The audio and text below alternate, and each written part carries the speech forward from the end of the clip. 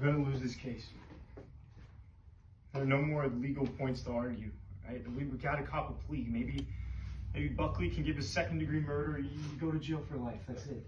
I can't do no life. Jake, man, I can't do life, man.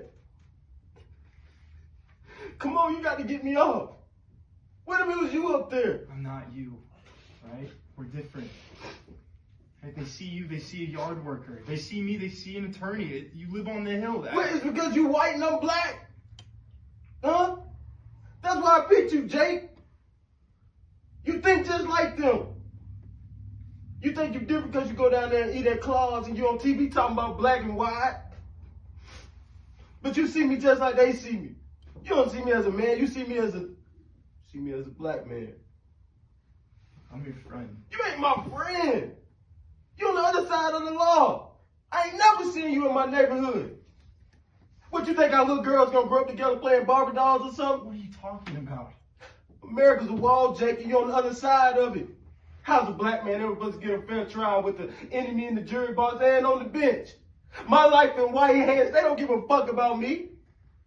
But I got a secret weapon, Jake. I got you. You are them.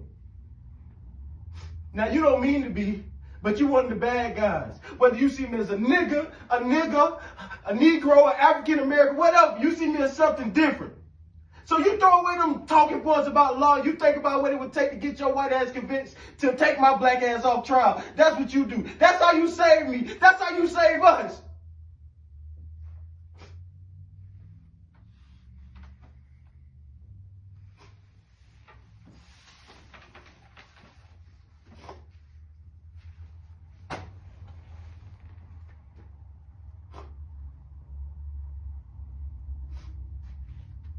No, I had a great summation all worked out.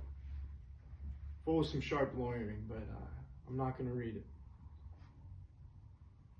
And I'm here to apologize. I'm young, and I'm inexperienced, but you cannot hold Carl Lee Haley accountable for my shortcomings.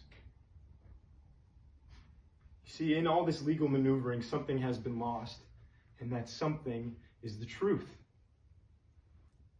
Now, it is incumbent upon us lawyers not just to talk about the truth, but to find it, to seek it, to live it. My teacher taught me that. So let's take Dr. Bass, for example. Now, obviously, I would have never knowingly put a convicted felon on the stand. I do hope you believe that. But what is the truth? That he's a disgraced liar? Well, what if I told you that the woman he was accused of raping was 17, he was 23, that she would later marry the man, bear his child, and would still be married to the man today? Does that make his testimony any more or less true? What is it in us that seeks the truth? Is it our minds? Or is it our hearts? Now, I set out to prove that a black man could receive a fair trial in the South and that all men are created equal in the eyes of the law. But that's not the truth. Because the eyes of the law are human eyes. They're yours and mine.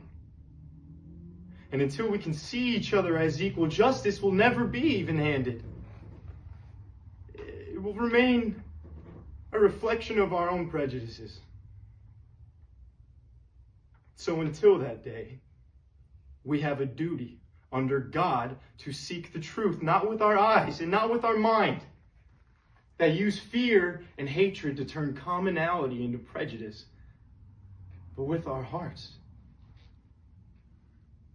where we don't know any better.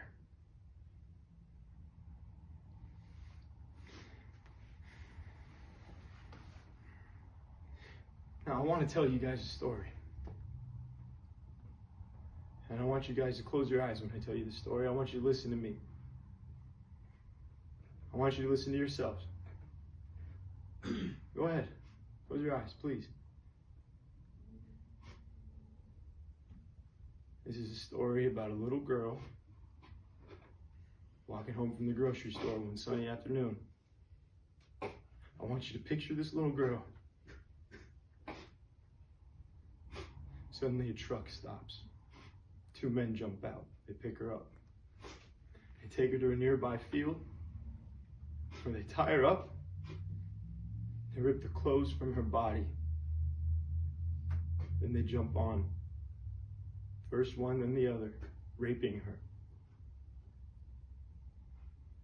Shattering everything innocent and pure with vicious thrusts. In a drunken fog of breath and sweat. And when they're done, after they've murdered her tiny womb, killed any chance for her to have children, for her to have life beyond her own, they use her for target practice. They throw full beer cans at her so hard it takes flesh to the bones. Then they urinate on her. Then comes the hanging. They have a rope. They tie a noose. I want you to imagine the noose around her neck, where in a sudden blinding jerk, her legs and feet get lifted off the ground. They don't find it. The hanging branch isn't strong enough. It breaks, and she falls back to earth. So they pick her up. They take her to Foggy Creek Bridge, where they pitch her feet over the edge, and she falls some 30 feet below.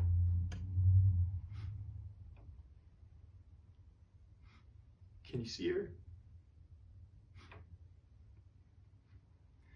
Can you see her raped, broken, beaten body? Soaked in their semen, soaked in their urine, soaked in her blood, left to die. Can you see her?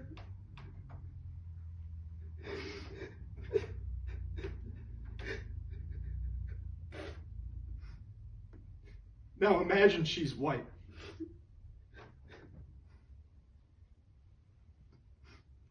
The defense rests, Your Honor.